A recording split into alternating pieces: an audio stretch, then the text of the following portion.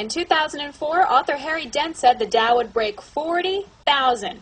Fast forward to author Mike Maloney, who says gold will hit $15,000 an ounce. If history repeats and gold covers the same portion of the currency supply that it covered in 1934 and in 1980, then we should be seeing prices around $15,000 an ounce or higher. When? I used to say between 2015 and 2020, but it just feels like, with all the financial problems that we're seeing in the world, that it's probably going to be sometime earlier than that, within the next 3 to 5 years. Yeah, 15,000 is an astronomically large number. How is it going to get there in just, even if you give you 10 years, 3 to 10 years? It sounds like an astronomically large number from today's starting point, the launch pad here.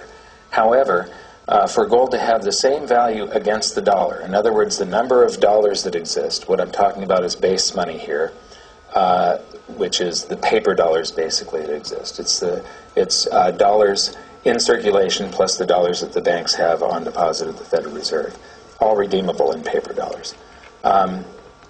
In order for gold to cover the same portion of the currency supply, in other words, have the same value in relationship to those dollars as it had in 1934 and in 1980, that's the price it requires, $15,000 an ounce. So it would just be history repeating. It wouldn't be anything unusual whatsoever. Mike counts currency supply as base money and outstanding revolving credit, meaning that the amount people spend on their credit cards and don't pay off counts as money in circulation. Now, this notion isn't new. According to Mike, in 1980, for 3 months, gold covered the amount of base money and outstanding revolving credit in circulation, which helped gold prices skyrocket to a high of $800.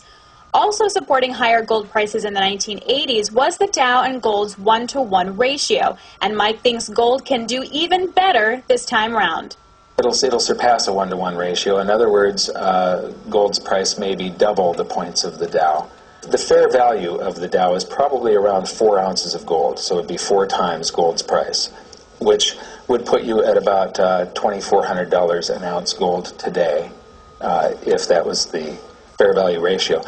But we went up to a bubble of 18 ounces in 1929. When the Dow crashed, it went to just 2. In 1966, we went to 28 ounces of gold, a bigger bubble. When gold corrected and the Dow moved sideways for 14 years, it went to just 1. And then we went to the biggest bubble in history, where gold was the most undervalued than in any time in the last 5,000 years, basically. And stocks were more overvalued than at any time since there's been exchanges and stuff. And it took 45 ounces of gold to buy 1 share of the Dow. We're now down to 9, so gold has outperformed the Dow significantly over the last decade. And we're probably on our way to the point where it'll be at least 1, but probably 1/2 of an ounce, which means gold's price will be double whatever the points of the Dow is. And this is just logic and math that I'm using. $15,000 is high, but what if I had told you back in 2000 that gold prices would be at $1,100 today? Alex Steele, The Street TV.